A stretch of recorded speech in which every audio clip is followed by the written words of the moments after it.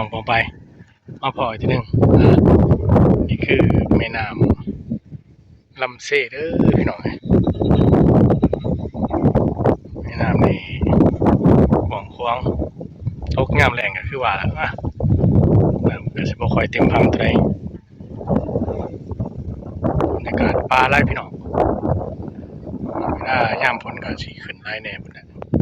เต็มพัง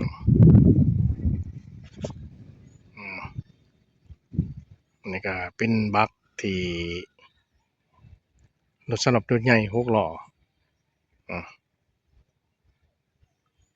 ข้าม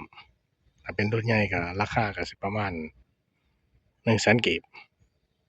ถ้าเป็นรถจักรก็ราคาก็สิอยู่ใน10,000กีบพี่น้องเขตลาวใต้เด้อพี่น้องเด้อแม่น้ำกว้างขวางดินบ่ต้องแพงก็ไปมาลำบากพี่น้องเอ้ยลำบากแหล้วเพราะว่าค่าเรือค่าแพกว่าสิข้ามก็ใช้เวลานี่แหละชีวิตบ้านๆต้องปลูกมะเขือพริกแตงเฮ็ดสวนพักตามชีวิตบ้านๆพี่น้องนั่นแหละคำว่า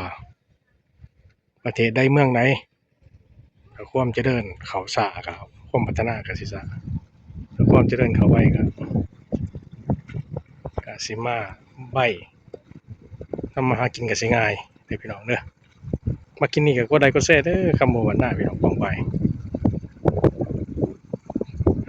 คลิปนี้ก็สิพอเท่านี้ครับน้องคำว่าสบายดี